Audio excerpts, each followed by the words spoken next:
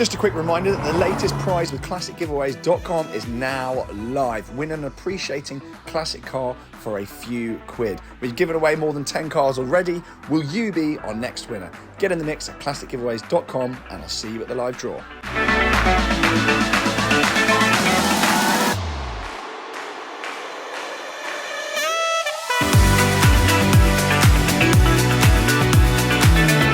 Hello and welcome back to TGTV, and more specifically, ladies and gentlemen, welcome back to a very sunny but a very cold day at Rint Vehicle Design. I'm back once again at Rint to see something very special, which you would have seen over my shoulder already. There is no missing this thing. Let's turn the camera around and get into what is actually, I believe, a world first. I might well be corrected in the comments, but I think this is a world first. And before you think you know what I'm going to say, you don't. Here she is then. This is the car that I'm here to see. This, ladies and gentlemen, yes, it is an electric 911. There's a few of them out there in the world, but this is actually a manual electric 911. They've actually affectionately named this car Peppa Pig, and you will hear why it's called Peppa Pig when we get in and go for a drive, because the noise from this thing is insane. So we're actually going to have a guest on the channel. Pav is going to be joining us in a second. Pav is here from Rint, and I've actually dealt with Pav before with my Targa.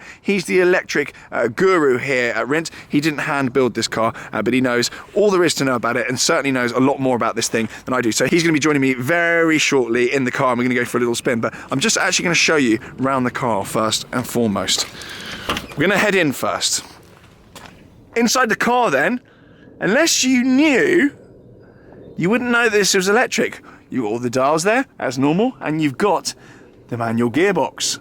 But it is obviously mated to an electric engine. So all these dials here, we'll go into it very shortly with Pav, but all these dials are actually all functional as well. And I'm really, really keen to see how a manual gearbox works in an electric car. So we're going to pop the back and actually show you what's in the back. Look at this, it's just turned up. Always a joy. Things here are in. 930 turbo, fully restored in orange. Wow. What a thing. Actually really cool to have these two cars together. Sorry, I've been distracted here. This car, as at the point I'm filming this video, this car is actually for sale with Rint as well. Petrol engine, as you've just heard, fully restored, and that is very definitely on the shopping list at some point.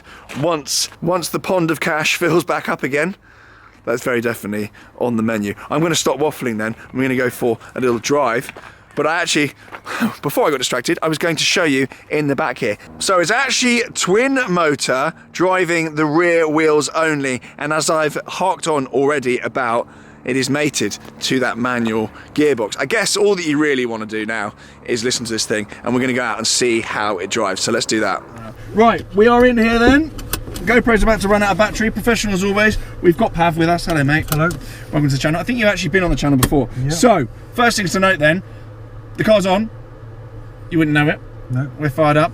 We do have all the dials lit up here. We've got a little light on here. This is about, I think it's safe to say, it's about 85% of the way through. So it's not full production. By the time the video goes out and someone wants to buy it, it will be. So there are bits and bobs that need doing. But we do have this very clever suspension control on here. Yeah. We've got tractive suspension. I'm actually going to get my phone out and just show you this. Very trick piece of kit. Front, roll, pitch, rear, everything going on. Loads of manual settings. Yeah. Absolutely phenomenal. Let's go for a drive then. You actually said it's got a clutch. Yeah. It's either clutch on or clutch off, and the box actually works as a standard. It's a brake. It's a brake. It's a clutch. Yeah. That's it. I can drive. So yeah, just pull the foot up now. So that's it. The drive's engaged now, and then as soon as you put your foot down, she'll roll off. That is a very strange but a very cool sensation. I expected it because I've come here in a Tesla today. So again, you can dip the clutch down, straight up. That's it. Perfect. That is actually very, very enjoyable. It feels like the sensation of the clutch and the gearbox, they feel like a standard manual car, but as you're saying, there's no bite point or anything like that. It's either on or it's off. Yeah, and when you come off the clutch, with no gas. In a normal petrol car, obviously you start rolling, but in this you come off the clutch and you don't start rolling, you have to give it gas. That's the only difference really. No, that's it. And it just sounds like a big supercharger back there, but with no petrol. That's it. And then the other thing is, obviously, technically you don't really need first and second gear. You could pull off in third gear if you wanted. That's the amount of torque we have. Left or right? Just go left for the longer run. So we're in second now. So, one caveat as well. It sounds like a Formula E car. Yeah. That is bonkers. It's got some shove. Now, another caveat, it's not been tuned to its max potential. It's kind of almost in testing mode, and I think you've probably turned it down because you knew this idiot was coming along. Obviously, it's trying to find a balance in the range and the power. But it is very scary if you was to have maximum power going to the motors. Okay, we'll test the brakes. It's strange being in something electric. You can leave it in that gear. Pull the clutch up. Where are we going? Go right. So it feels like it should have stalled. Yeah, you don't need to dip the clutch. Its old habits die hard. Because you're thinking of a petrol engine or a diesel engine. And it's really cool because in a normal electric car, obviously you've just got one gear. It's just basically a go-kart. But here you can actually kind of almost hear revs. That's it. That's insane. When you pull over at the junction now, you can just hit the brakes. You don't have to press the clutch because you're off the accelerator. That's bizarre. So do I have to go back down to first? Shouldn't need to, no. Into first? Yeah, we've got a standard 5C box. Pull off in second gear, it's no problem. We'll pull off in second then. Yeah. And we're off the clutch.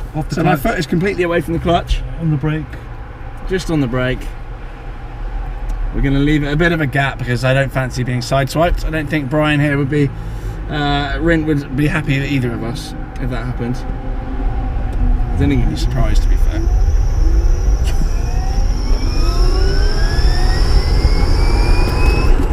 GoPro's gone, but that's okay. Up into third.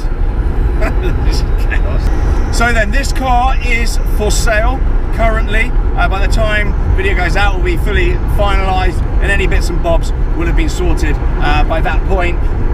It's £195,000, which it's fully restored. Obviously, there's no rust. It's absolutely spotless, and it's obviously got incredible tech within it. I don't think that's that bad. When Brian told me about this, I thought they were going to be about 300, so that actually strikes me as relatively good value.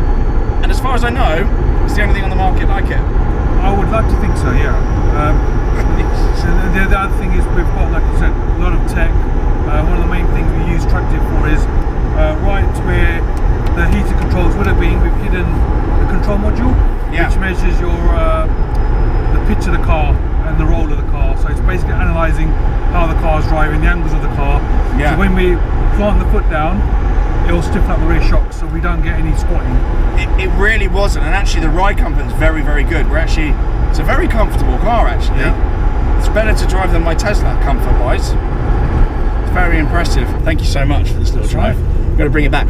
What's range, do we know? Because EV people will be asking. I believe it's about 150 miles. About 150 miles. Yeah. And also, just to cover off anyone having a go, 150 miles is decent. It's more than an i3. Yeah. Anyone having a go thinking, oh, that's sacrilegious, you can't do that to a 911. Actually, this was basically a shell. Yeah. It was akin to a barn find. So actually, it's been put back on the road thanks to this electric conversion. So don't have a go. I know what some of you are like. I think this is for someone though that has 911s and also wants an electric one, because everything's the same. Yeah. It's literally just the way the power goes to the wheels is electric, but everything else is the same, which is a really, really cool way of doing it. Yeah, like all the dials work. Petrol gauge is charge. Yeah. Oil gauge now is your motor temperature. Yeah. The oil temp is now your inverter temperature, and the oil pressure is now kilowatts. I was going to explain that earlier, but I didn't know what they did, so I'm glad. Right. I'm going to go then. We're going to bring this back before Brian tells me off. Thank you so much for watching, Pav. Thank you very much. I appreciate that. I'll catch you guys and girls very soon at Rint, because I have a 912 update, which may well already be live. See you soon.